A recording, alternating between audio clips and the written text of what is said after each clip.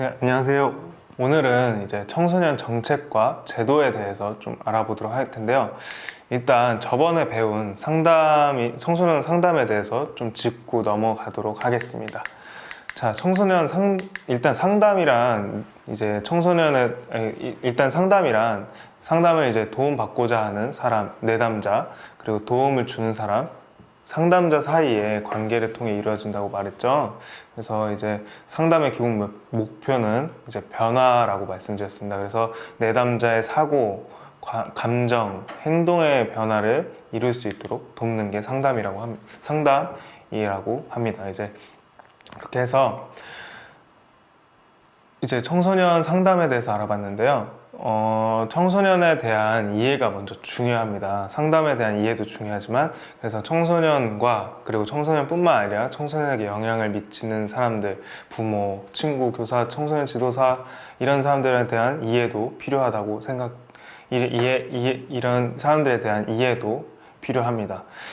그리고 이제 청소년 상담의 특징으로 청소년들의 동기를 이끌어내는 것이 참 중요해요. 그래서 청소년들이 이제 대부분 상담을 하러 올 때 강제적으로 오는 경우가 많거든요. 뭐 학교 선생님에 의해서, 부모님에 의해서 이렇게 강제적으로 오는데, 이런 동기를 이끌어내기 위해서는 이제 상담자와 내담자의 라포 형성이 참 중요하다고 얘기했죠. 그래서 라포 형성이 뭐냐면 상담자와 내담자의 그러니까 서로 믿고 의지하는 유대 관계를 말합니다. 그래서 이 라포 형성을 잘 유지를 해야지만 이제 청소년 상담을 잘 할 수 있습니다. 그리고 이제 상담의 종류에 대해서 좀 알아보았는데요.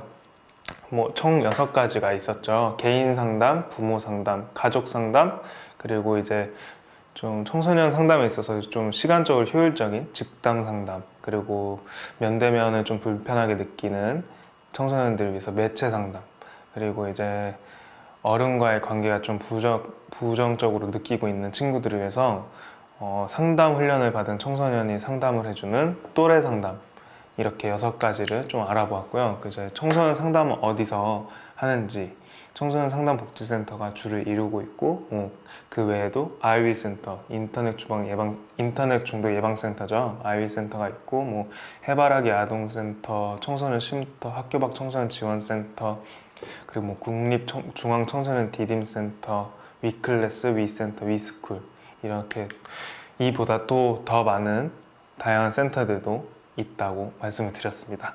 그리고 이제 청소년 상담 관련 기관에는 어떤 사람들이 있을까요? 라고 제가 그때 물어봤죠. 그래서 청소년 상담사 국가 전문 자격증을 가진 청소년 상담사가 있고요. 이 상담사는 1급, 2급, 3급으로 나뉘게 됩니다. 그래서 이전에 말씀드렸던 청소년 지도사나 청소년 상담사에 좀 관심을 갖고 있는 친구들은 그 해당 강을 다시 듣고 어떤 자격이 되면 응시를 할 수 있는지 잘 미리 살펴보는 게 좋을 것 같아요. 그래서 다시 한번 말씀드리지만, 그런 상담사나 지도사 꿈을 꾼 친구들은 이런 자격 요건을 잘 보고 그거에 맞게 응시를 하면 좋을 것 같습니다. 이렇게 상담에 대해서 알아보았고요. 이제는 청소년 정책과 제도에 대해서 좀 들어가 볼 텐데요. 정책과 제도 하면 벌써부터 뭔가 어려운 느낌이고 약간 지루한 느낌이 들잖아요. 근데 이 정책의 흐름을 좀 알고 이제 정책의 역사를 좀 보면은, 정책이 그렇게 어렵진 않구나, 왜 그런 정책이 일어났는지를 좀 알 수 있고, 이런 정책을 좀 잘 알면 내가 청소년으로서 누릴 수 있는 혜택도 또 많다는 걸 알게 되니까, 일단 너무 무겁게 생각하지 마시고 재밌게 한번 들어보시면 좋을 것 같아요. 그래서 일단 정책이라고 하면은 이제 법도 관련되고 그런 행정 조직도 관련이 되고 또 관련된 제도들도 이제 많이 관련돼 있죠. 그런 뜻을 이제 내포하는 게 이제 정책이라고 합니다. 그래서 정책을 담당하는 행정 조직의 영향을 많이 받기도 하고요. 그리고 행정 조직의 또 그런 변화가 정책의 변화도 이루어지게 됩니다. 그래서 이제 청소년 정책에 대해서 이제 저희는 이제 볼 텐데요.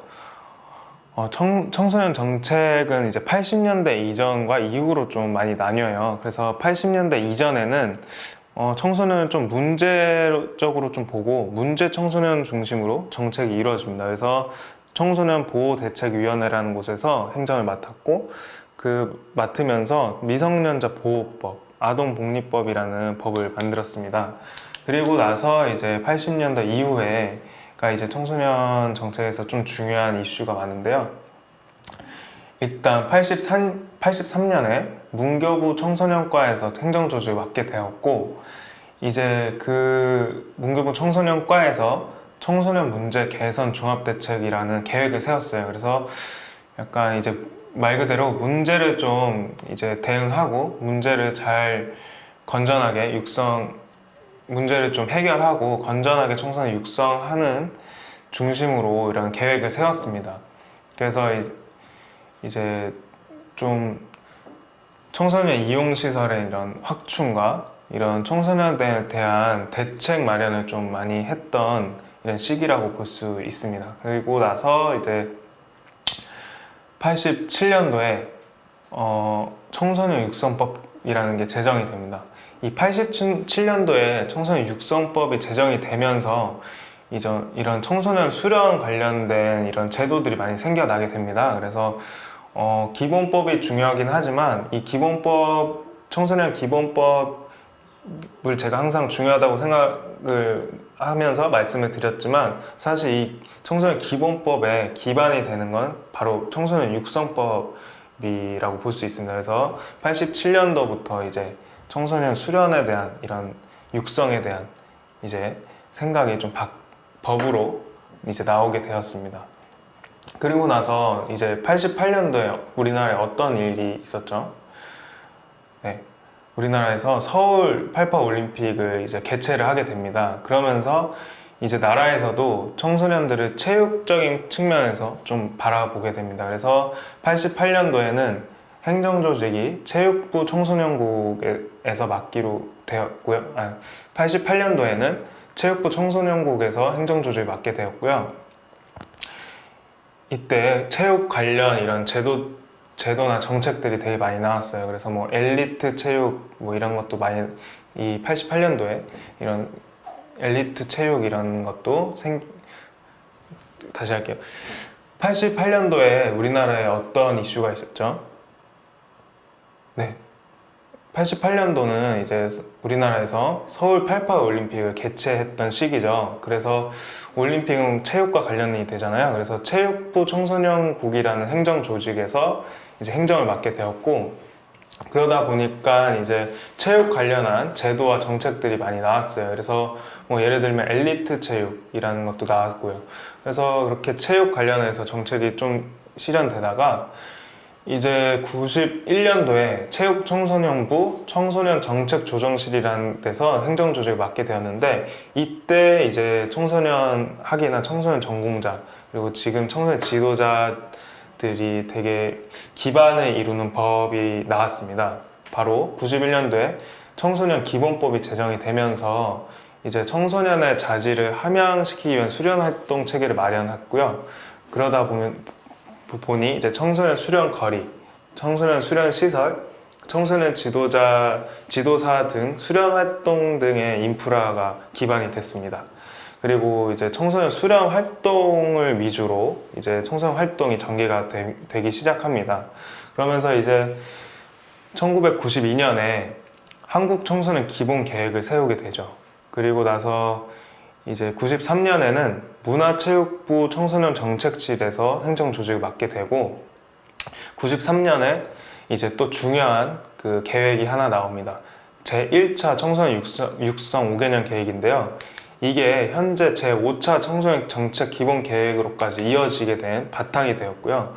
이 제1차 청소년 육성 5개년 계획에는 약간 미래 준비를 위한 청소년, 그러니까 청소년에 대한 시선이 좀 확대되는 계기가 되었죠. 그래서 청소년 정책에 대해서도 범주가 좀 확대되고 기능도 좀 현실화되게끔 되는 이런 계기가 되었습니다.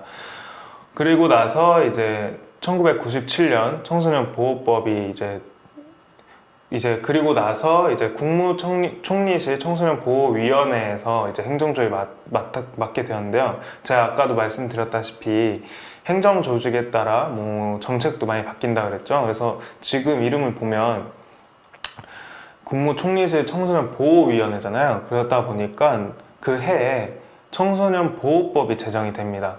그래서 이제 청소년에 대해서 아까 드렸다시피 보호에 관련된 이런 좀 정책이 많이 나왔어요. 그래서 청소년을 이제 어떻게 하면 청소년은 어떻게 하면 유해 환경에서 보호할 수 있을지에 대한 이런 정책이 많이 나왔고요.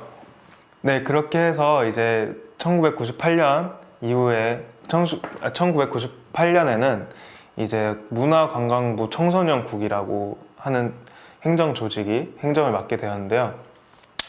이때 이후에 2000년도에 청소년 보호법이 제정이 되고 2004년도에 청소년 활동진흥법이랑 청소년 복지지원법이 제정이 됩니다. 근데 이 2004년도에 청소년 활동진흥법과 청소년 복지지원법이 제정되기 위해서 91년도에 제정된 청소년 기본법이 2003년도에 다시 개편이 됩니다. 이 청소년 기본법이 개편이 되면서 청소년 활동진흥법과 청소년 복지지원법을 제정하는데 기틀을 마련하게 되었습니다. 그래서 이렇게 2003년도에 청소년 기본법이 개편이 되면서 청소년 상담사에 대한 기반도 좀 많이 이제 조성이 되었고요. 이제 또 복지에 대한 생각과 그리고 이제 청소년 활동이 대부분 수련 활동으로 좀 이제 보는 경향이 있었는데 개편이 되고 나서 수련 활동이 아닌 이제 활동도 아까 말씀드렸다시피 이전에 강의 활동에서 말씀드렸다시피 활동 그리고 뭐 수련 활동, 교류 활동, 문화 활동 이런 식으로 좀 다양하게 활동을 정의할 수 있는 계기가 됩니다. 그래서 2003년도도 참 청소년 지도 학과에서 참 중요한 계기가 됩니다.